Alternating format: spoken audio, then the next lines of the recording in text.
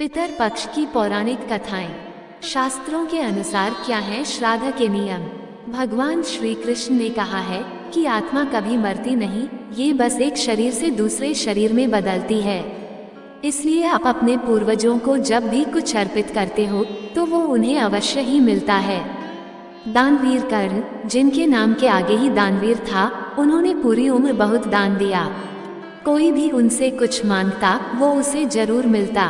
कर्ण जब परलोक गए तो वहां उन्हें वो सब कुछ दोगुना दिया गया जो कि उन्होंने अपने संपूर्ण जीवन में दान किया था, लेकिन वो सब हीरे, जवाहरात और सोना चांदी थे।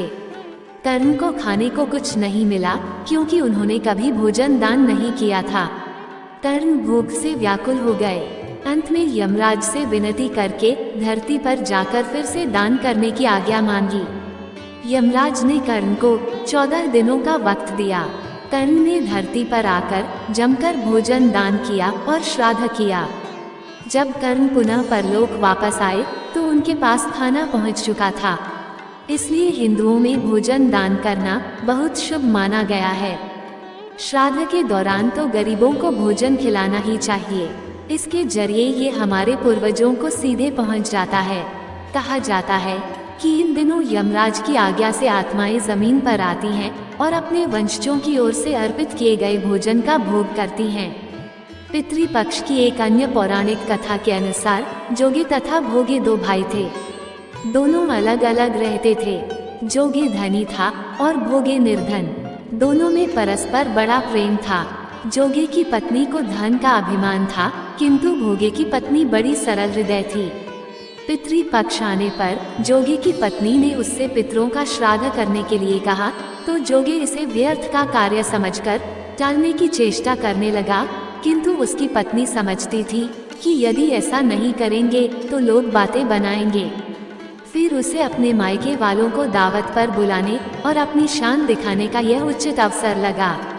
अतः वह बोली, आप शायद मेरी परेशानी की वजह से ऐसा कह रहे हैं, किंतु इसमें मुझे कोई परेशानी नहीं होगी। मैं भोगे की पत्नी को बुला लूंगी, दोनों मिलकर सारा काम कर लेंगी। फिर उसने जोगे को अपने मायके न्योता देने के लिए भेज दिया। दूसरे दिन उसके बुलाने पर भोगे की पत्नी सुबह सवेरे आकर काम में जुट गई। उसने रसोई तैयार की, अनेक पकवान बनाए, फिर सभी काम निपटा कर अपने घर आ गई। आखिर उसे भी तो पितरों का श्राद्ध तर्पण करना था। इस अवसर पर न जोगे की पत्नी ने उसे रोका, न वह खुद ही रुकी। शीघ्र ही दोपहर हो गई।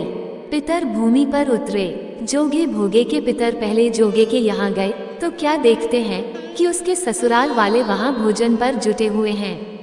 निराश होकर वे भोगे के यहाँ गए। वहाँ क्या था, मात्र पितरों के नाम पर अग्यारी दे दी गई थी। पितरों ने उसकी राख चाटी और भूखे ही नदी के तट पर जा पहुँचे। थोड़ी देर में सारे पितर इकट्ठे हो गए और अपने अपने यहाँ के श्राद्धों की तारीफ करने लगे। जोगे भोगे के पितरों ने भी अपनी आपबीती सुनाई। फिर वे सोचने लगे, अगर भोगे समर्थ होता तो शायद उन्हें भूखा न रहना पड़ता, मगर भोगे के घर में तो 2 जून की रोटी भी खाने को नहीं थी। यही सब सोचकर उन्हें भोगे पर दया आ गई। अचानक वे नाच नाचकर गाने लगे, भोगे के घर धन हो जाए, भोगे के घर धन हो जाए। सांझ होने को हुई। भोगे के बच्चों को कुछ भी खाने को नहीं मिला था। उन्होंने माँ से कहा, माँ भूख लगी है।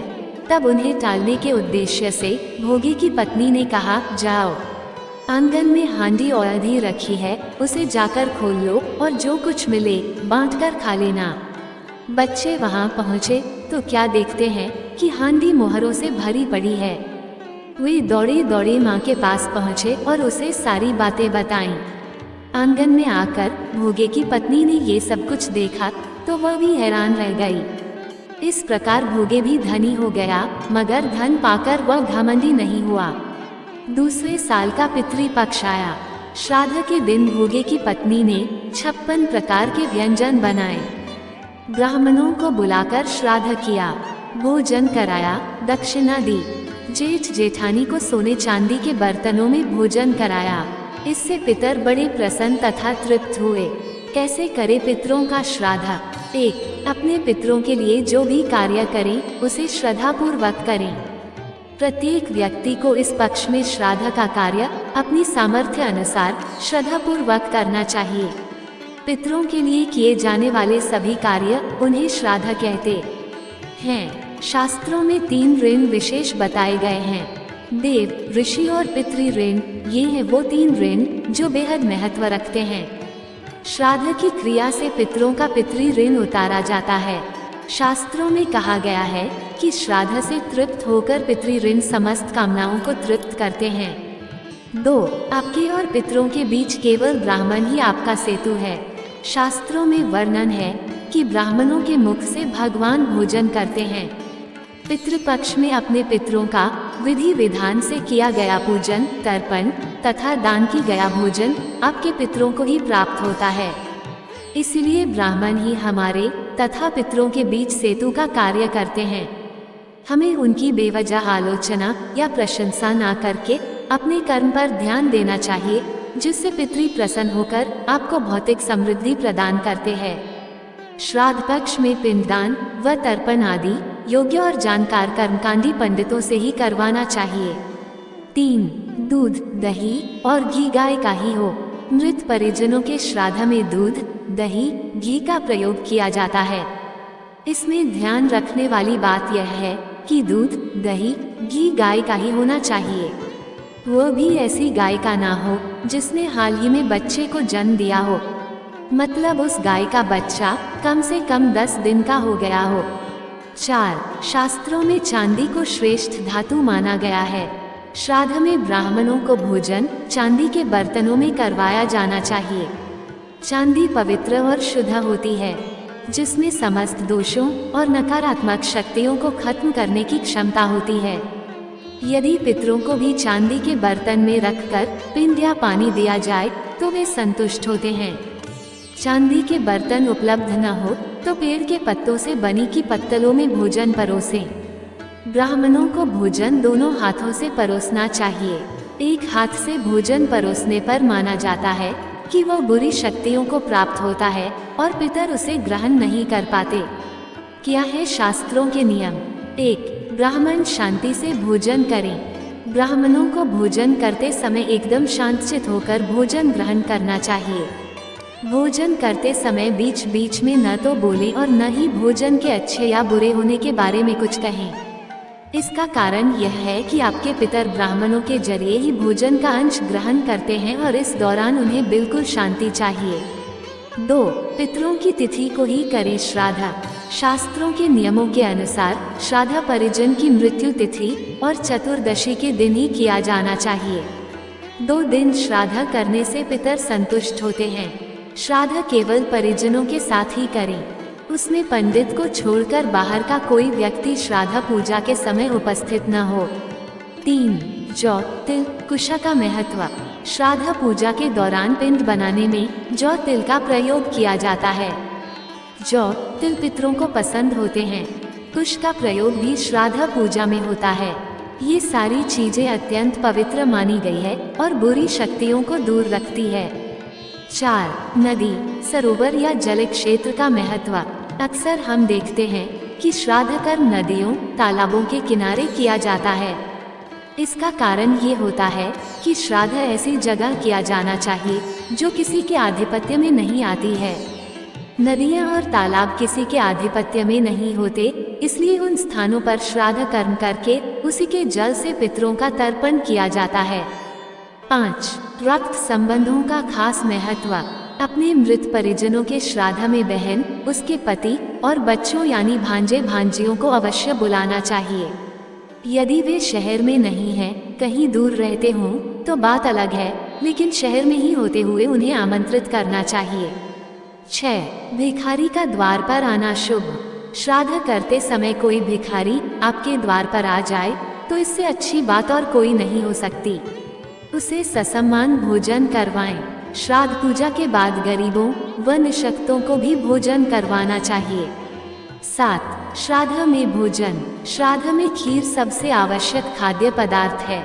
खीर के अलावा जिस मृत परिजन के निमित्त श्राद्ध किया जा रहा है उसकी पसंदीदा वस्तु भी बनाएं। ब्राह्मणों के अलावा देवताओं, गाय, कुत्ता, कौवा तथा चिटियों का भी भोजन में हिस्सा होता है। इन्हें कभी न भूलें। श्राद्ध के बाद ब्राह्मणों को यथाशक्ति दान दक्षिणा वस्त्र दान दें। 8. श्रेष्ठ स्थान है गया। गया ऐसी जगह है जहाँ भगवान विष्णु स्वयं पितरों को मोक्ष प्रदान करते हैं। पुराणों के अनुसार पितरों का श्राद्ध और तर्पण करने के लिए गया से श्रेष्ठ स्थान कोई दूसरा नहीं है। कहा जाता है कि गया में स्वयं भगवान विष्णु पितृ देवता के रूप में निवास करते हैं। गया तीर्थ में श्राद्ध कर्म पूर्ण करने के बाद भगवान विष्णु के दर्शन करने से मनुष्य पितृ माता और गुरु के ऋण से मुक्त हो जाता है। पूर्ण श्रद्धा और विधि विधान के साथ श्राद्ध और तर्पण करने से पितृ देवता गंधर्व यक्ष आदि अपना शुभ आशीर्वाद देते हैं, जिससे मनुष्य के समस्त पापों का अंत हो जाता है। गया तीर्थ में पितरों का श्राद्ध और तर्पण किए जाने के बारे में एक प्राचीन कथा का उल्लेख पुराणों में मिलता है। कथा के अनुसार गयासुर नाम के एक असुर ने घोर तपस्या करके भगवान से आशीर्वाद प्राप्त कर लिया। भगवान से मिले आशीर्वाद का दुरुपयोग करके गयासुर ने देवताओं को ही परेशान करना शुरू कर दिया। गयासुर के अत्याचार से दुखी देवताओं ने भगवान विष्णु की शरण ली और उनसे प्रार्थना की कि वह गयासुर से देवताओं की रक्षा करें। इस पर भगवान विष्णु ने अपनी गदा से गयासुर का वध कर दिया। बाद में भगवान विष्णु ने गयासुर के सिर पर एक पत्थर रखकर उसे मोक्ष प्रदान किया। दोस्तों, आपको ये पौराणिक कथाएं कैसी लगी कृपया कमेंट करके जरूर बताएं। वीडियो पसंद आया हो तो लाइक करें और ऐसी ही और भी बहुत सारी कथाओं को सुनने के लिए चैनल को सब्सक्राइब जरूर करें। धन्यवाद।